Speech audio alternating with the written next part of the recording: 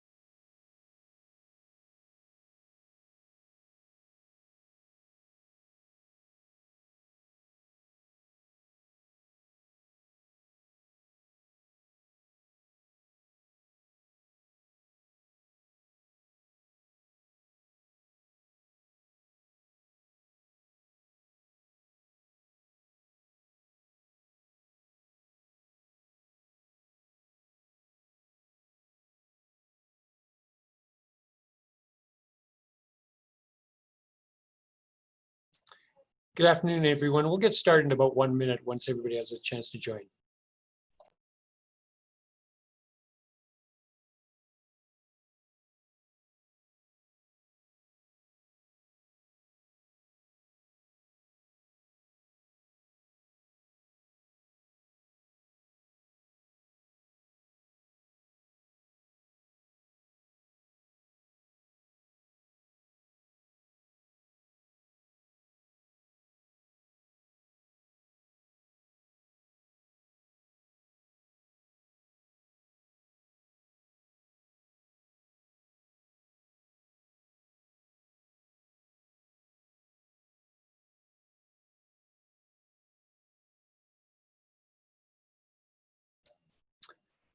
Good afternoon, everyone. My name is Peter Leitch, and I'm the chair of the Motion Picture Production Industry Association of BC. I'd like to welcome you on behalf of MPPIA and the City of Vancouver. We wish to acknowledge those nations whose lands we live and work. This event has us gathering in a virtual format with people from all across BC. Given that land acknowledgements are specific to each region, we urge each of our participants to visit the Native Land digital website to identify on which First Nations territories you are located. At MPPIA, we feel very fortunate to have established a strong and collaborative relationship with the City of Vancouver. We'd like to express our thanks and gratitude to Mayor Kendrie Stewart and the City Council and the management team of the city for their ongoing support of this important industry. Back in June 2018, following a mayor's roundtable with film industry representatives earlier that year, I had the pleasure of meeting Margaret Witkins, Director of Public Space and Streets, with other colleagues at a film workshop. Margaret wanted to build an even stronger and more collaborative relationship with the City of Vancouver.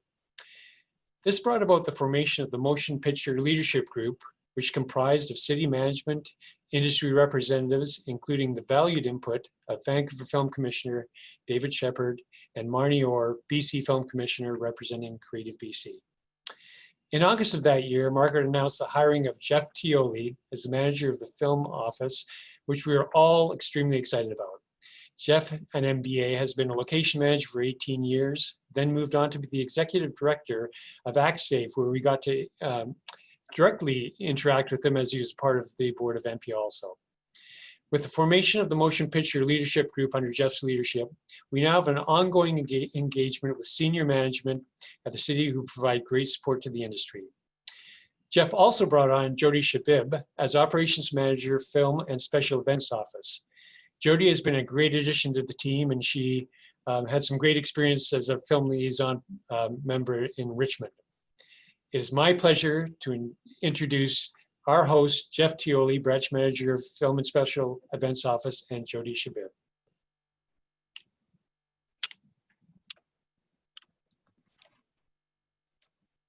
Okay, great. Thank you, Peter. And hello, Jodie. Are you ready to go, Jodie? I'm ready to go, Geoff. Let's do this. Awesome. Okay, great. So we've prepared a presentation for everybody today, and I'm just going to begin sharing my screen. Give me a second.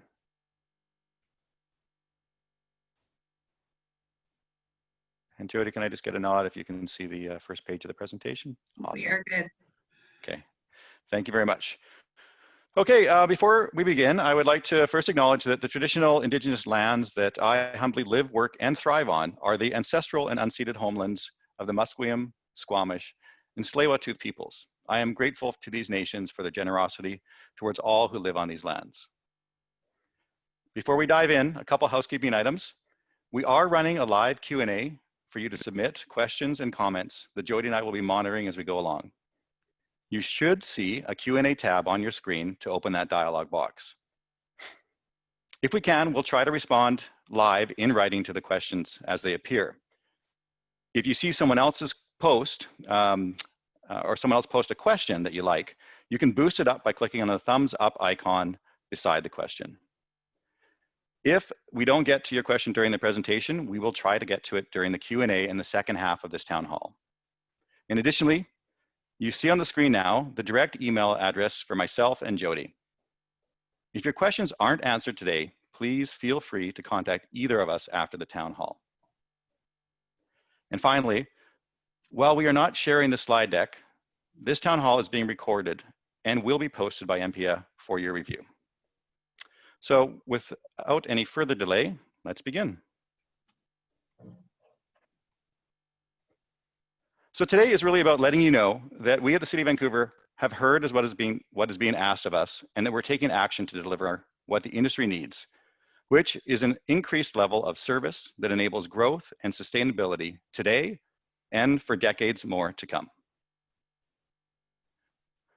More specifically, today's agenda will include an overview of the Motion Picture Leadership Group, some of the actions being taken right now to increase service levels, and an outline of our new fee structures that include an introduction of a citywide flat daily permitting fee, changes to demystify how productions are charged for street parking, and the implementation of a late night filming surcharge.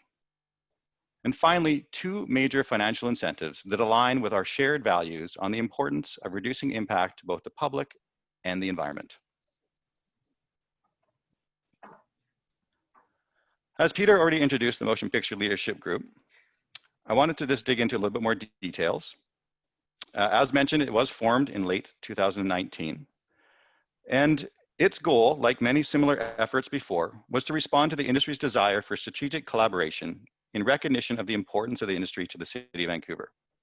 However, it is different because unlike past roundtables and task forces that would set up, identify high-level goals, and then disband, the Motion Picture Leadership Group is a permanent and ongoing mechanism for the long-term collaboration and for the execution of those strategies. It is also different because this is not just an engineering effort. The Motion Picture Leadership Group brings in senior leadership from all of the city's departments that have important touch points with the industry, including planning, real estate development, parks, and the Vancouver Economic Commission. Through the Motion Picture Leadership Group, a number of priorities were identified that we could start on right away, including replacing our old online permitting system, increasing staffing levels, installing power kiosks, and simplifying our fee structures. So with that overview, we can dive into things even deeper. And I'm going to pass on to Jodie, who will take the first two of these items. Jodie, over to you. Thank you, Geoff. I'd like to acknowledge that I'm making this virtual presentation from the Film and Special Events Office located in the City of Vancouver on the unceded traditional territories of the Musqueam, Squamish, and Tsleil-Waututh people. I'm excited to talk about our new online application system, which will be going live on August 1st. This system has been used by other City of Vancouver departments for several years now, and some of you watching this webinar may have used it to obtain permits related to fire or other engineering areas. The online system is expected to reduce the reliance on emails and fillable PDFs by providing a central area to capture most aspects of your film permit. The system also allows you to manage multiple permits in one area, meaning, for example, if you are a location manager in the commercial industry, you can log on and access all of your files in one location rather than having to phone or email multiple film officers. The online system will also allow location team members to see permits from other members of your team. For example, a television show with multiple location team members working on different episodes or locations could log on and see the work being submitted by your peers. To be very clear, the system does not replace the important conversations you're still going to have with the film officers. They will continue to play a crucial role in the success of your production. Please stay tuned in the coming weeks for invitations to online introductions and mini training sessions to the new system. Next slide, please. A major part of our service level improvements relates to the hiring of new staff. The volume and complexity of files has increased in recent years, but the number of staff has remained the same until now. The first phase of increased staffing was the hiring of a dedicated operations manager for film, which is myself.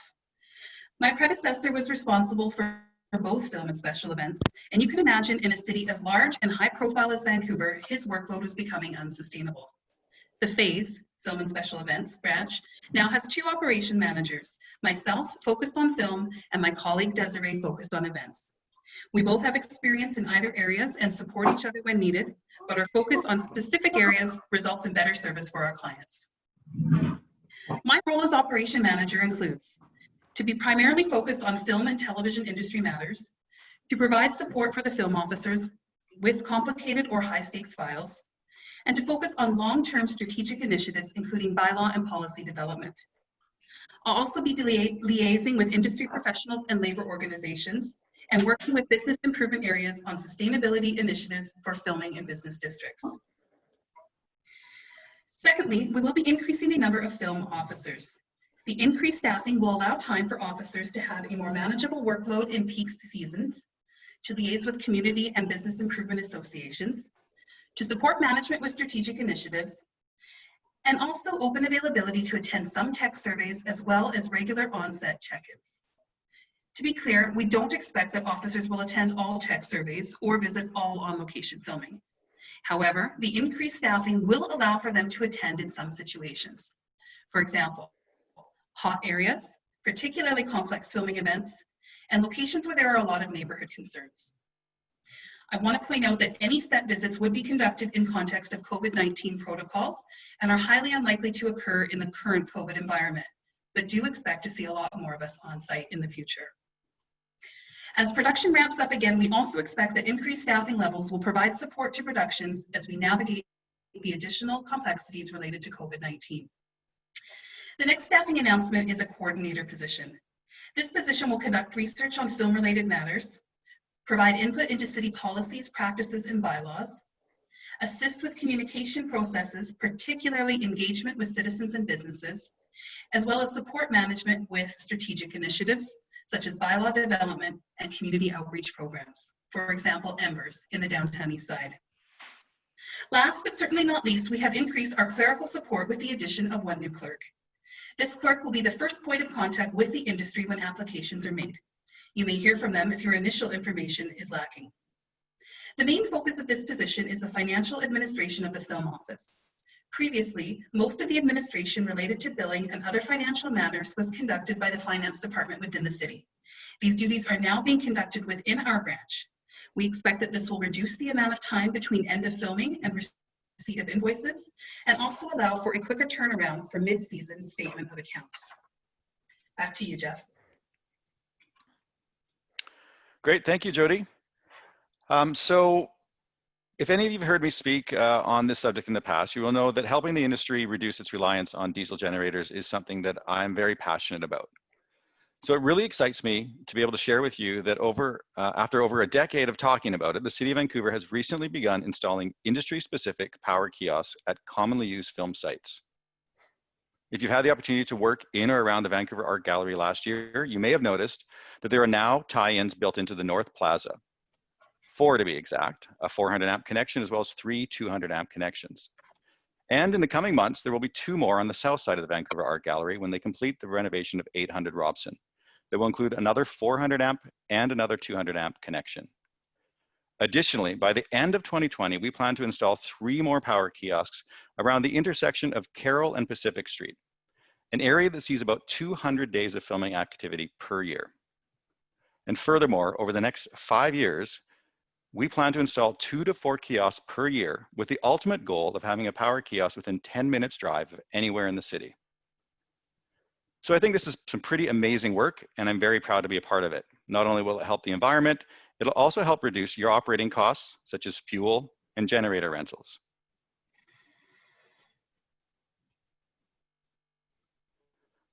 But there's even more we want to do to help you reduce costs and to help you consider clean energy solutions. And the first of which is to include power consumption costs in your daily permitting fees when you use a kiosk installed at a street right-of-way. Now, street right-of-ways are basically properties that are under the complete control of the engineering department. We own the land and will own the equipment installed on it. There are no other parties involved and no other jurisdictions.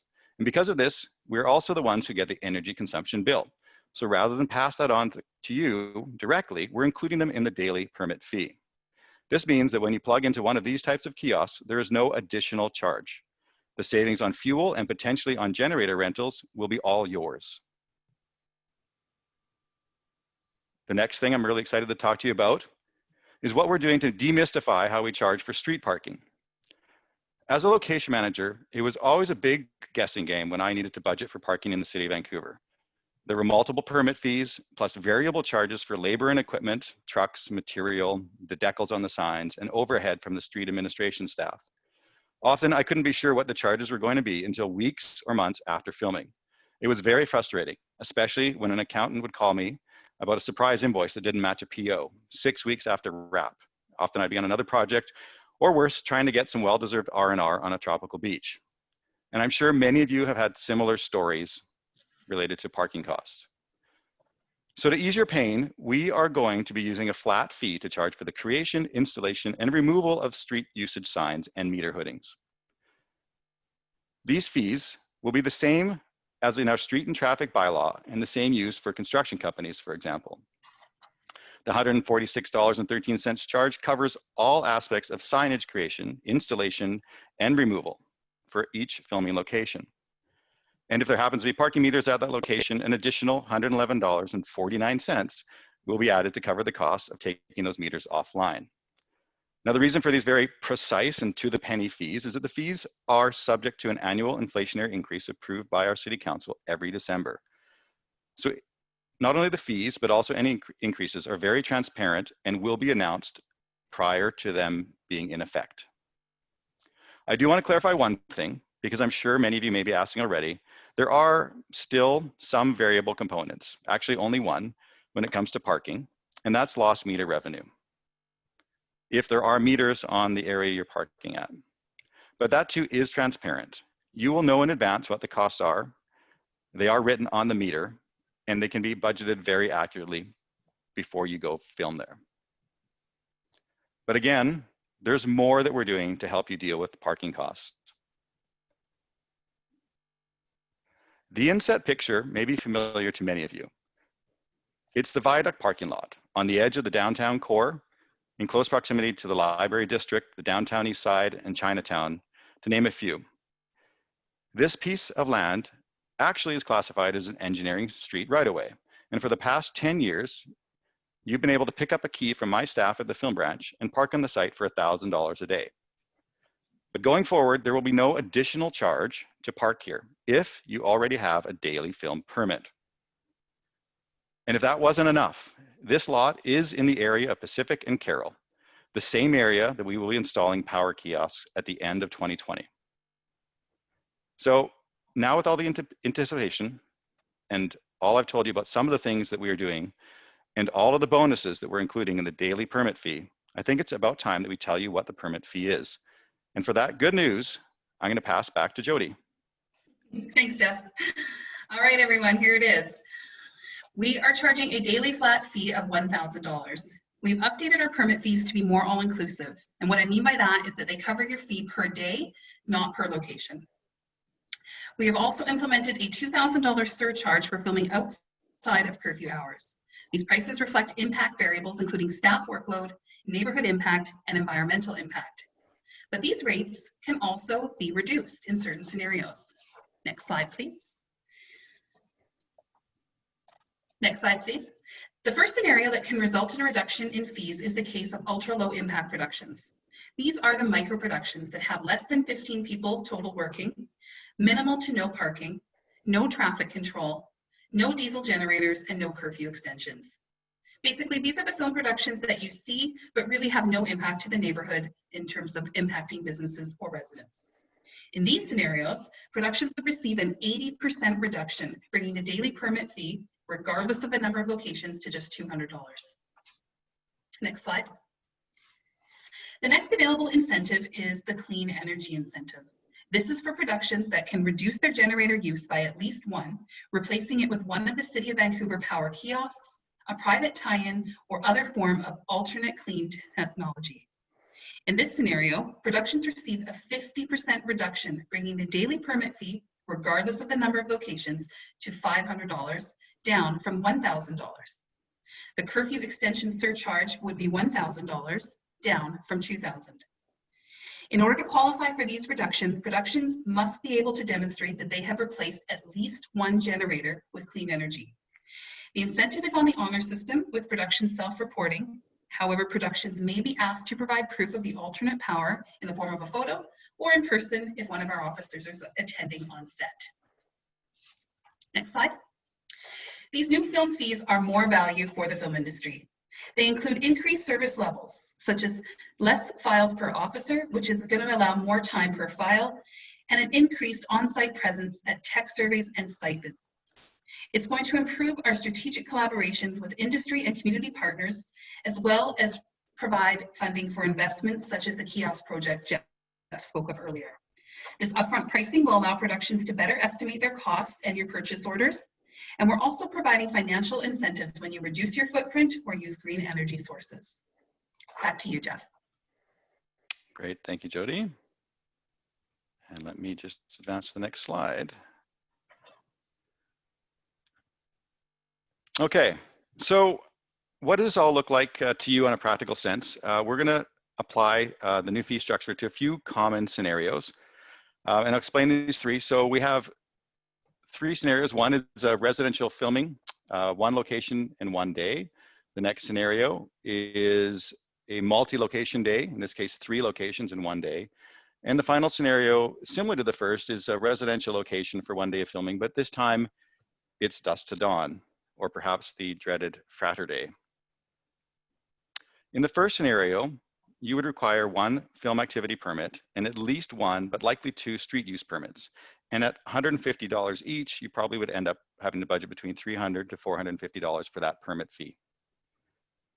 Now I need to pause here and say that these fees have not been adjusted in over 10 years. And so that's why it may seem that they are very low for today's standards. And obviously an adjustment was in order. In the new fee structure, the permit cost would be $1,000. However, if qualified for the clean energy incentive, the fee would be reduced to $500. If qualified, for example, as well for the low, ultra low impact incentive, it would have been $200. In the second scenario, each of the 3 locations would also have required its own film activity permit, and each of those 3 would also require street use permits, probably 2 to 3 per location. So in this scenario, you would have to budget in a range of $900 to $1,350. And I can tell you from experience that these multi-location days can sometimes see this range double depending on the total number of locations and the complexity of the scenes to be filmed or large parking footprints. But in the new fee structure, you can film at an unlimited number of locations, 2, 3, 4, 5, or more. And we are seeing more and more of this type of production style, which creates an abundance of footage for the editors and feature quality television. And in this case, the permit fee would remain at $1,000 and again could be cut in half through the clean energy incentive. And in the third scenario, which is much the same as the first, but of course, with the all night. In the existing fee structure, this would be treated the same as the first scenario. But unfortunately, that doesn't really represent the impact or value that that activity has. Late night permitting is a lot of work. There's a lot of work for you in the productions and for us. And while a necessity and a necessary activity for the industry, late night filming is very impactful and does result in a significant amount of disruption to our residents' daily lives. And it generates a large percentage of the complaints that we need to respond to. Additionally, this type of activity has a major impact on the availability of that location and perhaps the entire area around that location to future productions who want to go there. It is not uncommon for locations to end up on a sensitive list or a hot list as a result of late night filming. So in the new fee structure for this scenario, we would add the $2,000 late night filming surcharge to the daily filming surcharge of $1,000 and for a total permit fee of $3,000. Now, the good news is that we will also apply the clean energy incentive to both the daily and the late night filming fees. So if you can get off of a generator, we'll be able to get this down to $1,500. So those are 3 common scenarios, and I'm sure you can all think of some of your own. And just on one final note, while we are working very hard to put as much value as possible into one single simple daily fee to make your lives easier and your budgeting processes simplified, there are still a few variable costs that will continue, such as policing and parks board fees, or city property rentals, such as the civic theaters and libraries, or for special work requests, such as removing street furniture signage or turning off lights. Our staff will continue to work with you when it comes to organizing and estimating these variable costs during the permitting process. So that completes the formal part of our presentation. And now it's time for our question and answer. I'm going to start. Here we go. Stop sharing this.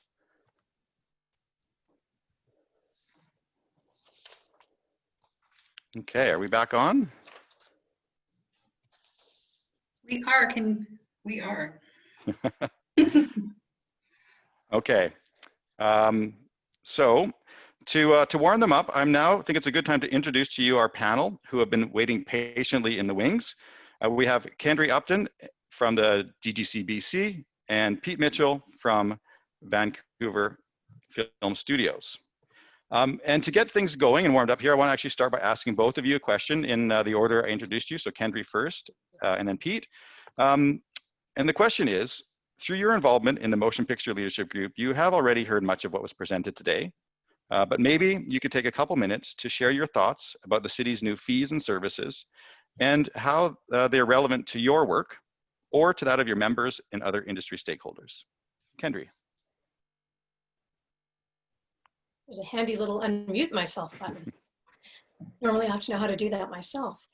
So first, thank you so much, Geoff, for inviting me to take part in this panel. And before I answer your question specifically, I'd just like to say that as many of the people, I was looking through the attendee list, and many of the people who are on our call today know me from my past life before I started working with the Directors Guild as staff during my 30-year career as a location manager.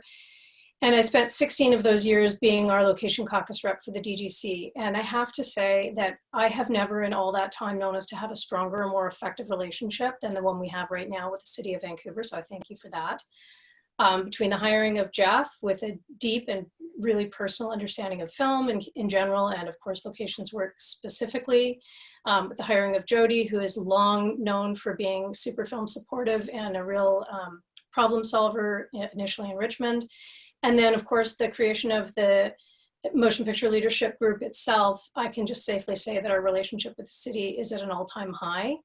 And I think that that has translated to provide this updating of fees, which very honestly, industry has been asking for this kind of work to be done for a really long time. So it's in many ways at our own behest. And this level of collaboration with industry also, I think, sends a really clear message to our clients that the city as a whole is very supportive of our industry and values the economic benefits, while also consistently, of course, ensuring that the needs of the businesses and residents in the city are seeing their needs being balanced equally always. So I appreciate all of the work that's being done by the Film Office and the incredible amount of hours that have gone into the Motion Picture Leadership Group. So to respond to your question specifically, I just want to say that I think from the perspective of the locations department and production managers, who are the ones most directly impacted by this, those two departments, that most of them would tell you, particularly locations people, that the #1 most valuable part of the introduction of these new fees and services is the aspect of transparency. And it goes back to what you were saying, Geoff, that clearly keeping services affordable and competitive is a key component of any municipal filming plan. That's unquestionable. But the largest single concern that I've heard and honestly issued myself over the years is about the ability for locations people to budget with confidence. And I'm really hopeful that this new format and approach will resolve many of those concerns. That said, I also know that if this new approach were to require tweaking or adjustment based on the results of its implementation, that we'll be able to rely on the existence of the Motion Picture Leadership Group and our really fantastic relationship with the city to adjust it as required. Great. Thanks, Kendrie. Pete.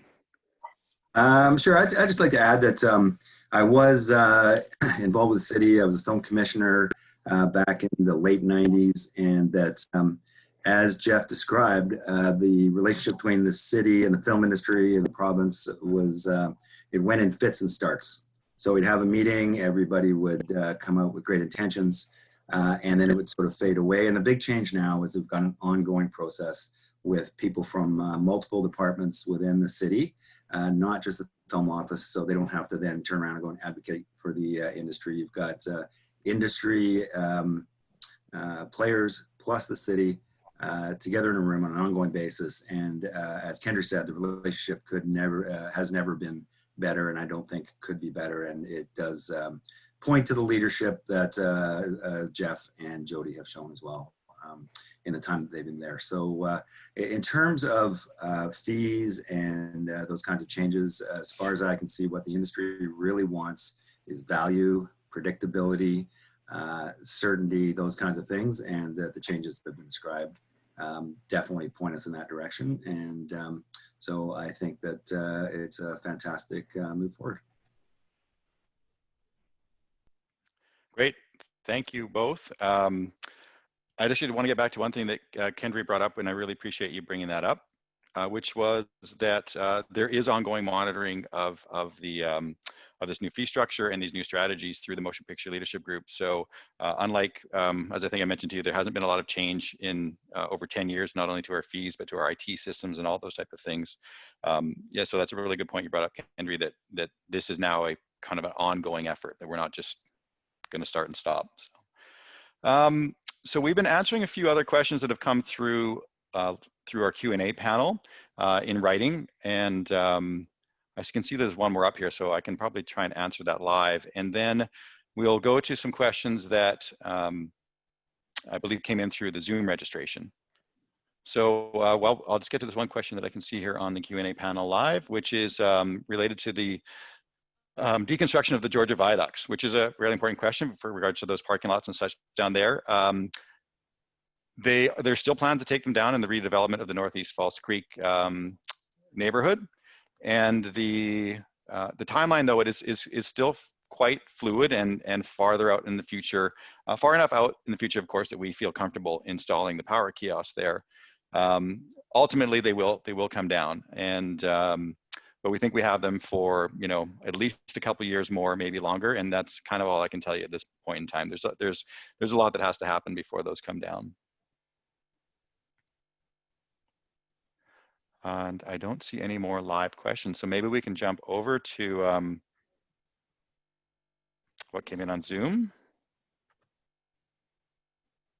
Okay, so there was a lot of great questions that came in on the Zoom registration, and we'll go through those. Some of them may not be totally in scope of what the content of this presentation was, so we'll get to those last, but we'll jump into the ones that probably are the most applicable. So Jodie, I'm gonna ask you that there's one here that says, how will holds and bookings with work within the City of Vancouver beyond the COVID-19 priority system? Thanks, Geoff. So for those of you that don't know, our current hold process during COVID has been altered a little bit because, of course, everything is on hiatus. And so we developed a framework for when we do get back in business. And basically that is that productions with previous holds in the calendar will be given first priority. And then productions with current season reoccurring locations will get next priority.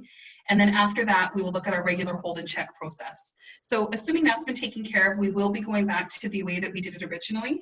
And that is to check if the location is frequency restricted. And if it is, to confirm that the request is within the allocated number of times per year. And next, we're going to check if there's a reoccurring location in the area, and if so, could the event accommodate another production?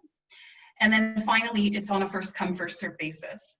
Now, I like to read between the lines sometimes, and I think maybe this question is asking, is there room for improvement on our hold process? And I think the answer to that is yes. It's something that Geoff and myself and the team definitely are considering, and we're certainly open to any feedback you guys have on that matter. Great, thank you, Jodie. Also from the Zoom list, I can see a question here that's also showing up on the live chat from Steve Satch. Hi, Steve. related to being able to apply for business licenses online. So I did see that question come in, and I called our IT department to get an answer for you. Unfortunately, the answer is at this time, there isn't any work in progress to put the business license application process online. That's not specific to the film industry, that's for all business license in the city of Vancouver. I did express to them that that would be a wonderful thing to have available to us as soon as could be. And I imagine that when we come out of this crisis, there may be some rethinking about the type of services that we can provide to you online. So stay tuned on that. Understand that this is something that I think would be valuable, and we'll keep that on the table. Do you want me to tackle the next one, Geoff? Sorry, which one's that? The specific requirements that a show needs to meet in order to access. Yeah, why don't you grab that one? Sure. So that 50% reduction is really for micro productions. It's not for your typical feature or TV show. These are for small scale, small number of cast members. 15 people total is the maximum. And as I said before, no parking, no traffic control, no generators. Basically, these are the productions that are not impacting the neighborhood. And if you are that micro, we will reduce the cost. Okay, Jodie. Now, I did notice that question came from Janet, and Janet said for the 50% reduction. So I'm thinking it also might be related to the clean energy incentive. Yes, sorry, Janet, my bad. I read that wrong. This is if you can replace a generator with a clean power source. So that would be one of our Vancouver kiosks that we can provide, or something that you're able to tie into on private property. If you can demonstrate that you've reduced your generator consumption by at least one generator, then you get that 50% reduction. Great, thanks. I'm going to jump back over to the Zoom question list, and there was a question here that I'll try and answer, which is, has any thought been given to amending or suspending the polling procedures throughout the period of the COVID crisis? And the polling procedures that I believe are being referred to here are related to late night curfew extensions or any kind of other extraordinary filming activity that we feel is necessary to have a poll of neighbors or residents of an area to get their opinion on things before we decide if we're going to issue a permit or not. So I'll try and answer that question. Public engagement during the pandemic and post-pandemic is going to be even more important than it was in the past, and acutely so in regards to doing something as impactful as late night filming. We will be expecting that the polling process will be similar that it was before.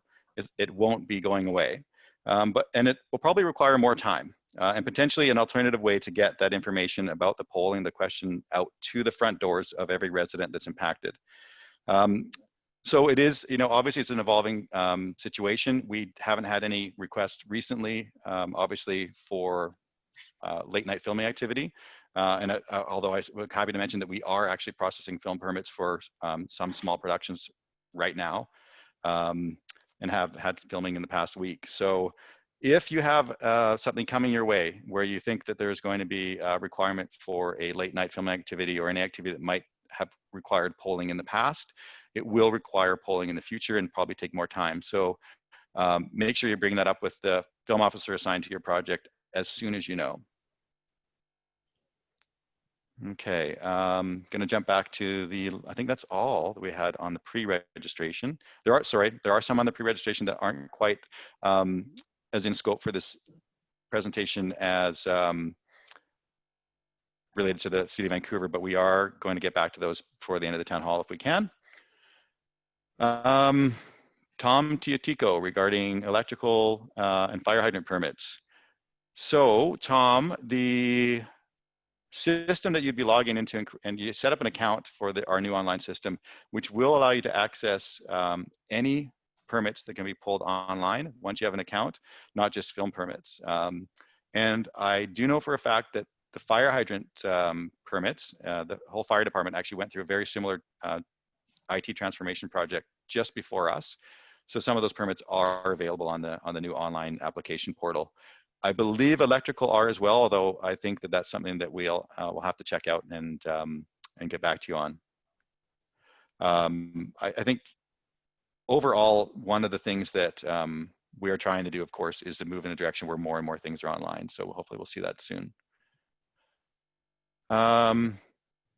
Kent Sponagle has a question about clarify prep wrap day fees. And are they included in the $1,000 daily fee? Jodie, do you want to grab that one? Yeah, so if your prep and wrap is impacting city property, then yes, these fees would apply. But if you're contained to private property, then that would be a different scenario. And Kent, I wonder if Kent is asking if they're included in the $1,000 daily fee, which is yes. Is if you're pulling a daily permit fee for a location and there's prep and wrap before and after that, there's not an additional daily fee of $1,000. It's just $1,000. And I hope that answers your question, Kent. I'm seeing a thumbs up on that. So if that's not answered, Kent, pop in another question or pop it in again and we'll try and get back to it. Mary Jo. Hi, Mary Jo. So does the 50% reduction in clean energy include use of a fully electric generator? Yes. What we're looking for here to get that reduction is you to demonstrate that you've made an effort to get at least one diesel generator out of use for that day. As Jodie mentioned, that could be tying into one of our kiosks. It could be tying into a private property. It could be using an alternate clean energy technology, a storage solution such as a battery, or more than likely some technology that we don't even know about yet. Something that hasn't existed, but some creative person is going to come up with. And part of the reason we've actually, as a city, done this, taken this incentive approach and financial incentive is to really allow the industry to explore all of its potential solutions and allow the clean energy and the tech startup companies to know that there's to add value to their work and to their investments into coming up with new technologies that you can use. So yeah, if you want to go with a battery or anything else that can get you off a generator, we'll apply the discount. And I think that answers Tracy's next question somewhat. If the use of the volt stack generators can again reduce the use of a generator. And I know that volt stack is one type or one brand of battery stored energy solution. And I know that the company that creates them, Portable Electric here in Vancouver, amongst many of the companies working in this space right now, are trying to develop solutions that will allow for the full replacement of a large diesel generator, the 400 amp type of diesel generators. Their current battery solutions would probably not qualify unless you had so many in use that you could equate that to taking the full diesel generator offline.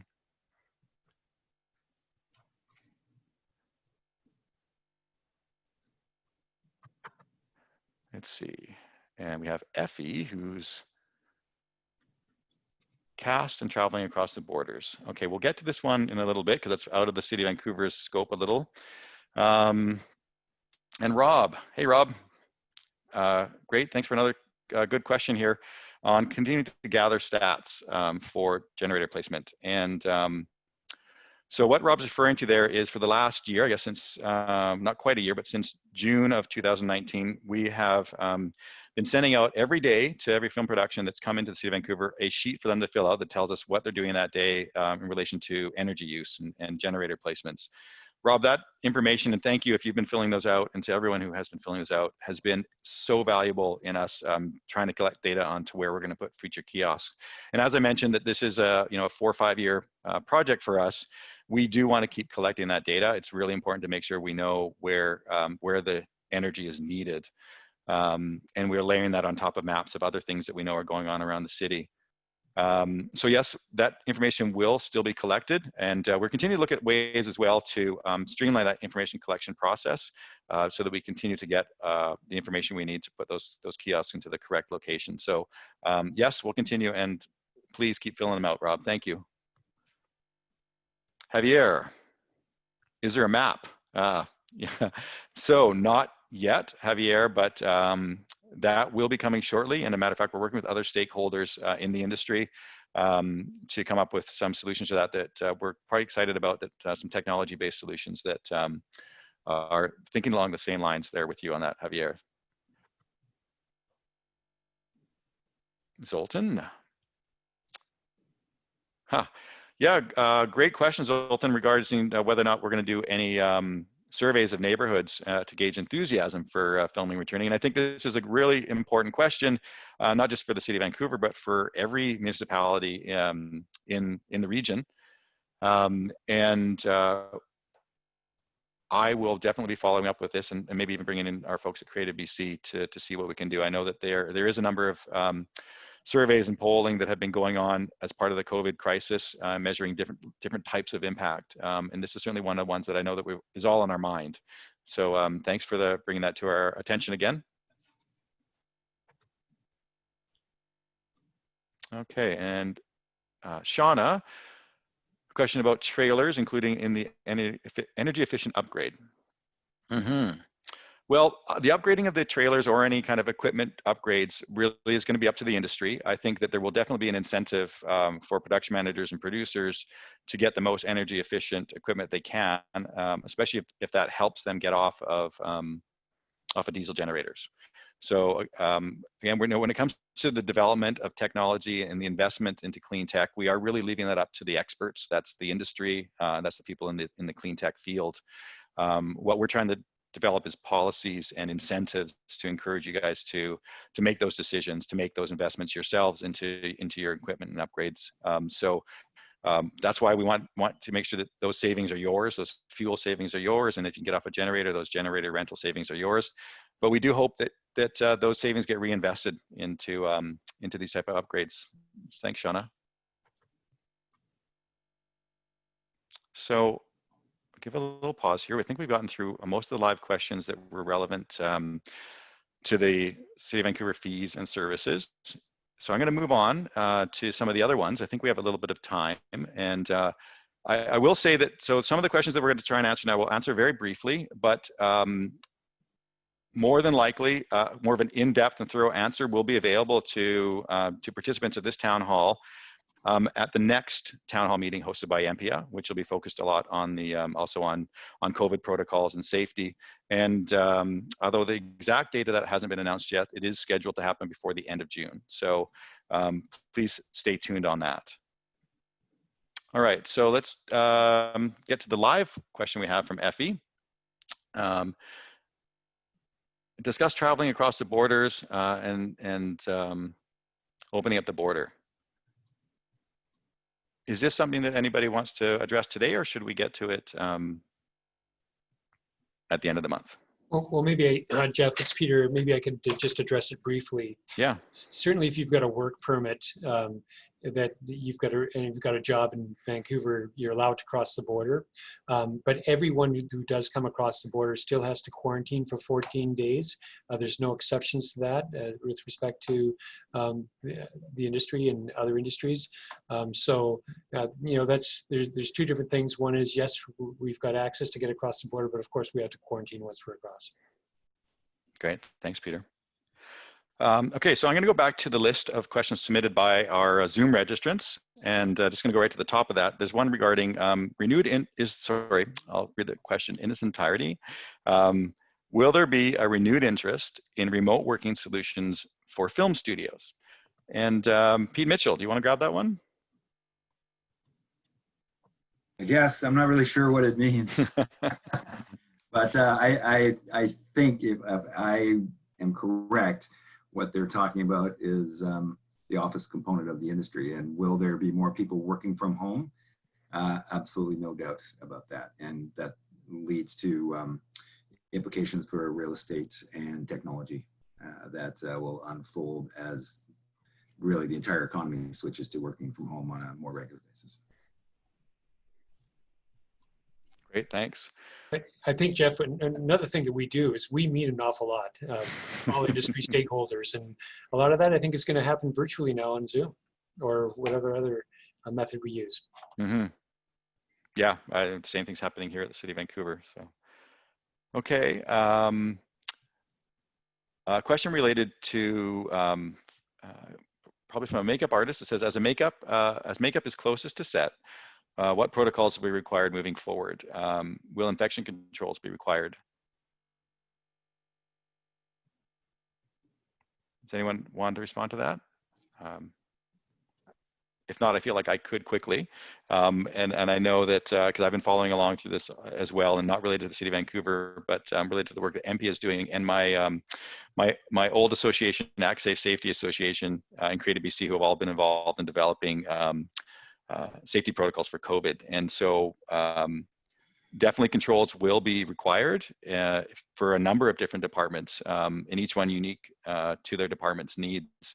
To get a better idea of that and to stay really on top of what's happening in that area, I do really encourage you to check out Creative BC's website, as well as that of Act Safe Safety Association, both who are extremely active in this area.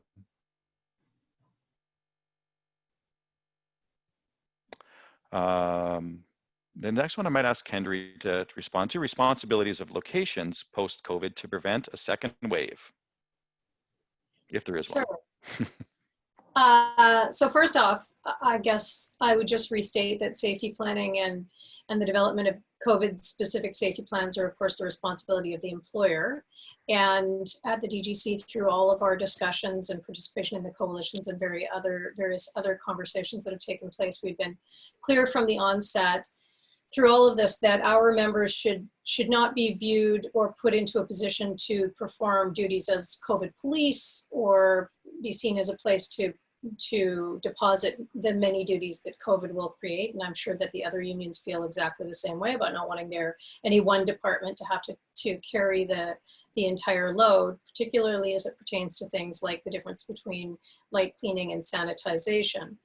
That said, of course, we understand that all crew positions are going to take on an added layer of responsibility if we're going to be successful in keeping our crews safe through the return to work. So just as it pertains to a second wave, I think we acknowledge that PM and location members will, of course, be expected to participate in both the planning and implementation of planning moving forward. And the response to a second wave is clearly going to be significantly informed by the extraordinary amount of planning that's already done and taken place on the return to work file overall. And also, I think as we get back and we start to see, I think that there's a line, there's not going to be a line where we step across, we're not in production and now we've got perfect planning happening. This is going to be an evolution where we go to work day one and some stuff works great and other stuff doesn't work perfectly and we have to tweak it as we move along. So I think that all of those conversations, this is a giant process that's going to take place and evolve over much time.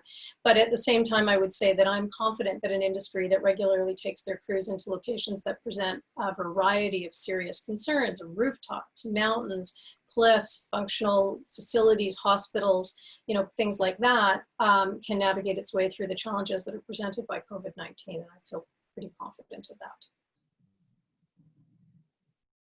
Thank you, Kendrie. If there's one thing that we know about everybody in this industry is how resilient and agile and adaptable they are. So, and the locations team, my friends, colleagues, yeah, it's good. I'm sure that they can handle what they need to, yeah. And that they have you representing them. So. I'm going to actually jump back over to the live question. We have another one that came in through from Rick Fearon. Hello, Rick. We have a question about the online application system, and once it's up and running, will you be able to log into the account to see what you've been billed for as you go through the season?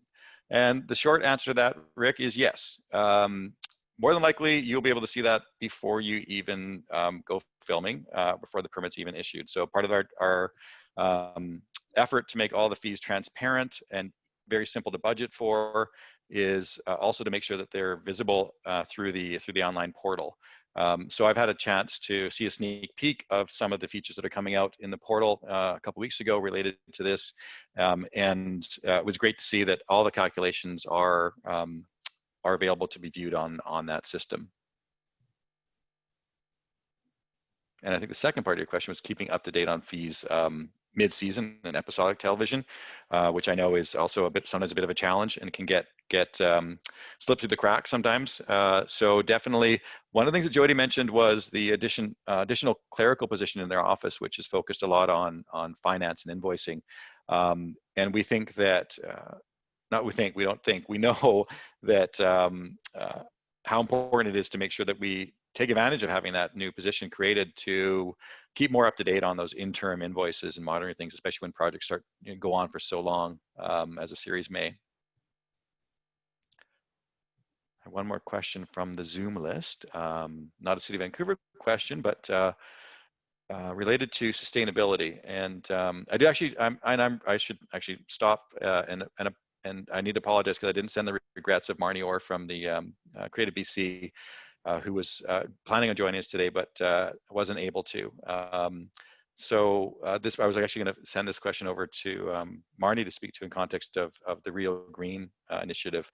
But would anybody else like to respond to this question, which is, how are we going to manage using sustainable resources for our compost, recycling, and garbage with the new safety protocols?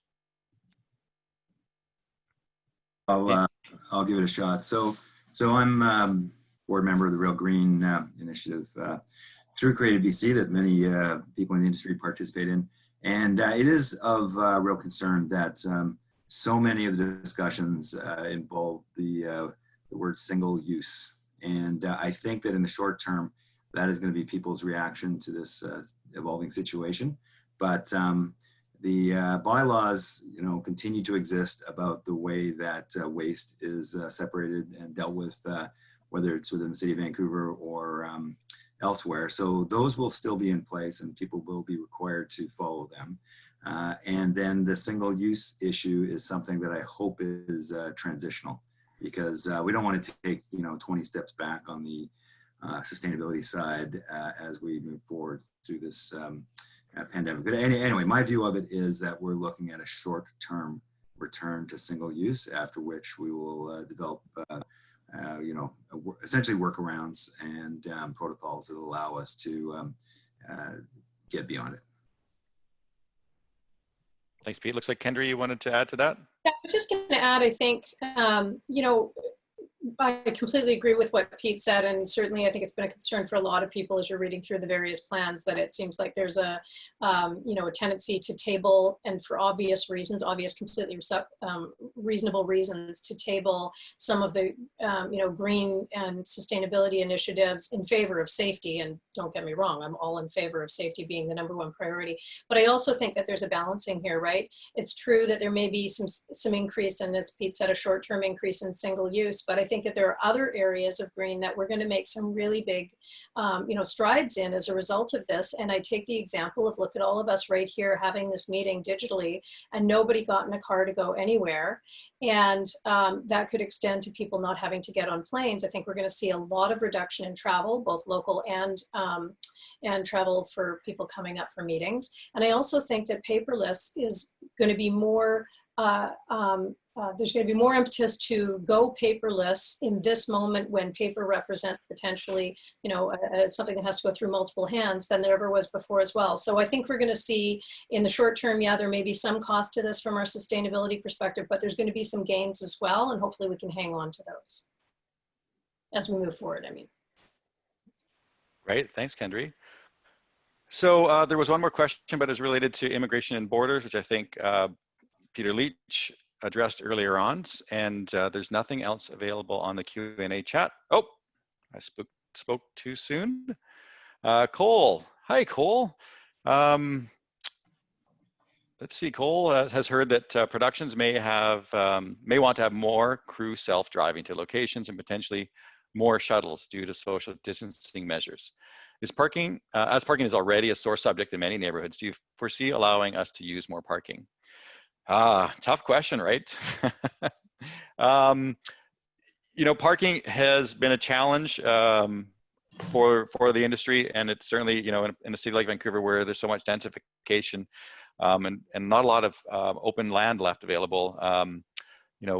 Can I foresee allowing you to use more parking? I can foresee us looking at ways that we can change some of our procedures and some of our practices related to parking, definitely.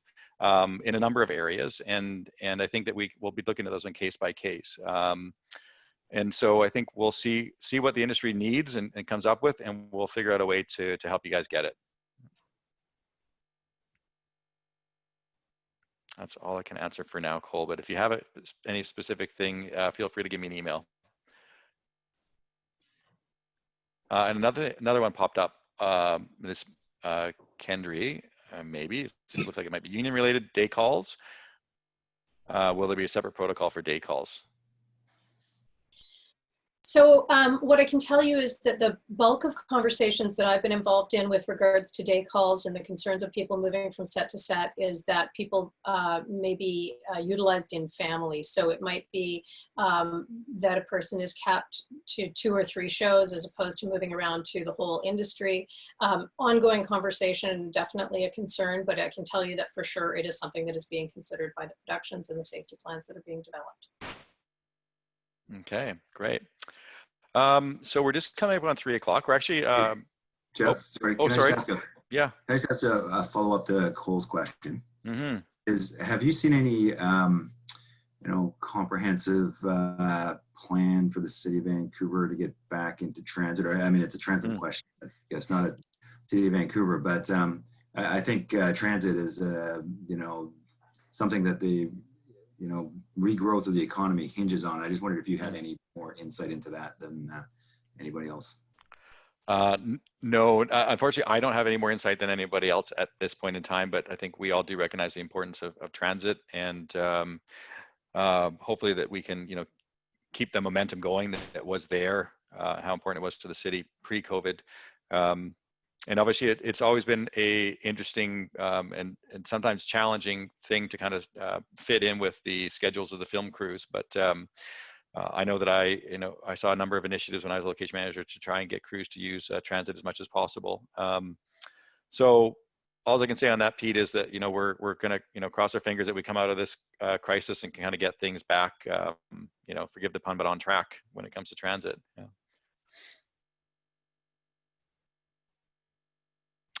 So that is it for the questions. And I think I'm just going to go back to Peter Leitch for some closing comments. And by the way, thank you again to everybody at MPPIA and all of our panelists for joining us today, for co-hosting this meeting and providing all your valuable insight. It's been a pleasure. Well, thanks so much, Geoff and Jodie, for all your work and your expertise in putting this together. I think, that's really invaluable for the industry, the experience that you bring to the table. This is the work you've done is going to make it much easier in a lot of ways to do business with the city of Vancouver. And I think one of our goals was always to be one of the easiest jurisdictions to do business with. And so this is really good news for us. I'd like to also commend you for the incentives on the green side of things. I think, that's such an important initiative for the industry. And so kudos for you to, really take action where it's going to be very meaningful that way.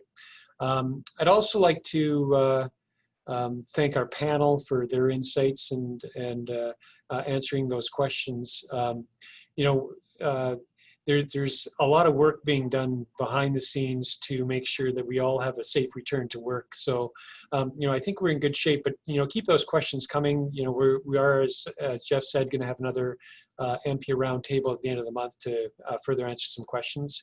I'd also like to thank Amber Orchard for managing these Zoom sessions. She does it for MPPIA and for this session, and also for Leslie Wooden for all the work she does on behalf of MPPIA. And thanks to the audience for attending and being interested and being engaged. This is something that we're all going to have to work together to solve, and I think we're going to do it extremely successful. And there's some great leadership on this panel today, which showed we're going in the right direction.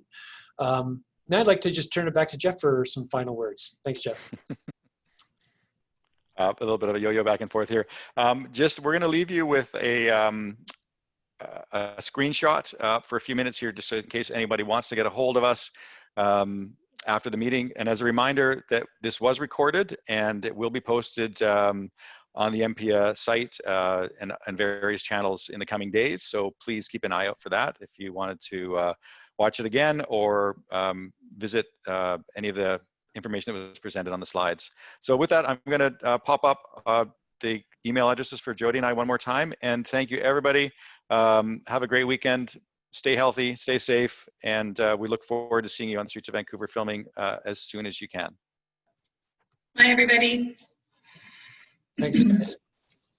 Thanks, Geoff. Take care.